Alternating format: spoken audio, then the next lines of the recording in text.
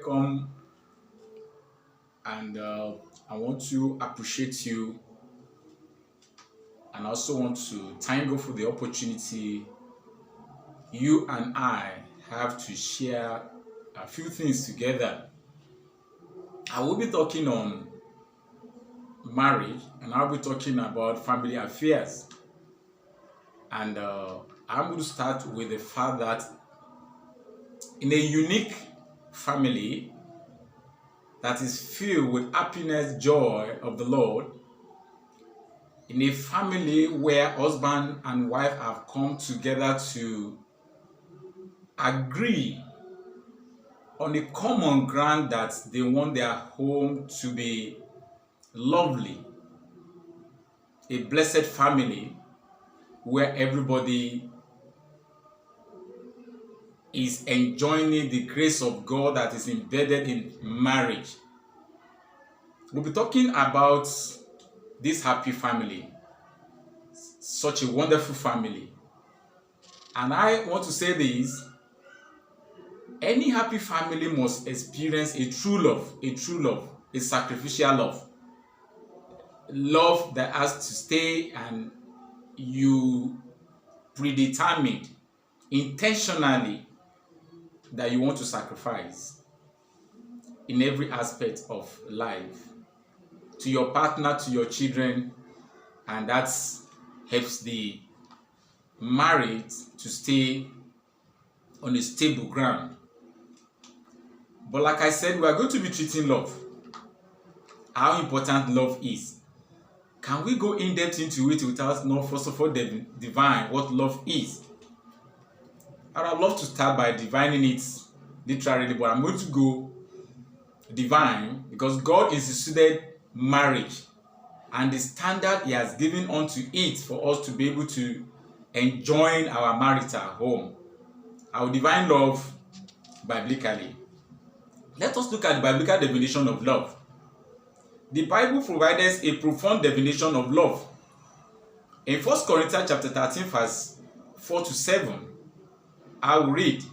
It reads us: love is patient, love is kind, it does not envy, it does not boast, it is not proud, it does not dishonor others, it is not self-seeking, it is not easily angered, it keeps no record of wrong. Love does not delight in evil, but rejoices with the truth. It always protects, always trusts, always hope, always preserve, persevere. Everything that has been stated here talks about sacrifice. So you must be predetermined that you are in this relationship because you have to sacrifice. You have to give all into it for it to succeed. I'm going to lay more emphasis on the aspect of love is patient. Indeed, love is patient. If you have gone into statistics of marriage all over the world, the statistics of marriage all over the world, you will discover that about 75% of people that enter into marriage sometimes marry another person that is of opposite character to them. When you look into it, man has his own nature. The woman also has her own nature. And you discover that both of them are coming together. Man has his own nature and what he wanted. So also woman, nature and what he wanted. But in most cases, when I am talking about what they wanted, I'm talking about them being on a common ground, an objective they want to pursue, which is in most cases differ. So you will now discover that two people are coming together and they must agree so that they can have an achievable result in whatever they are doing as a family. Let me give an instance. A woman wants just 2 kids in the marriage after they've married, but a man wants 4. So how are they going to strike balance to be able to achieve this amicably? There are times there are decisions to be made.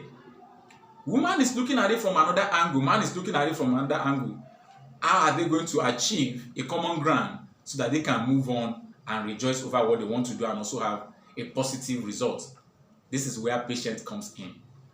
And patience, you can't put a measure to it. Patience in marriage is what you have to have all throughout the lifetime in the marriage. For there is going to continually be a decision making. In most cases, man wants to rule, and that is the order in this divine. That's based on how the Lord has actually put it. He is the head. And at the same time, women want to have influence. And sometimes ideas of women in a marriage is of usefulness. And so in some cases, you just need to come together, get to know each other, get to study each other, and this takes a period of time. As a matter of fact, a marriage of 5 years must have not attained that 10 years, 20 years. But at a point in time, you discover that a marriage that is succeeding, that is actually growing and achieving positive results in their marriage, must have understudied themselves and get to know. There are things that you are going to actually accept from your spouse. A man will have to accept some certain things. Some things you can change them. A woman also have to accept some certain things in his man. Some certain things she can change them, but there are things you can't change.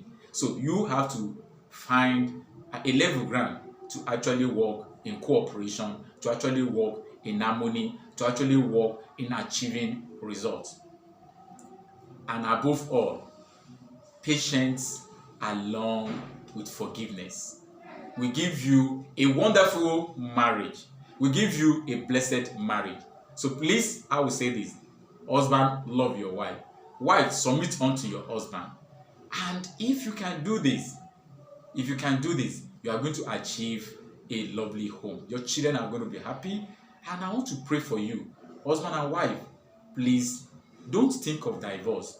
At the back of your mind, just have it that, look, as much as challenges are going to come, quarrels, arguments are going to come, let it be stick at the back of your mind that, look, I'm not going to lose my man. I'm not going to lose my wife. And most importantly, resort back to the first love. In the first place, why do I have to stick to this man? Why do I accept his proposal? Or why do I have to take her as my wife? What are the quality things that you have seen in it? Refer back to it. Pray together. Read together. Chat together. Work together. Go dating. Go nice places. Try to give yourself a treat that one can give to a king and a queen in whom you are. The Lord bless your marriage. And also wanted to introduce my book to you that is going to help you in your marriage.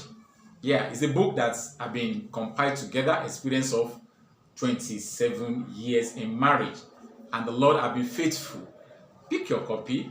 You are going to get my WhatsApp number on the screen. Just message me. You can get the e-copy, and at the same time, our copy. You can also have a copy wherever you are, all over the world. If you're outside the country, you can get it on Amazon.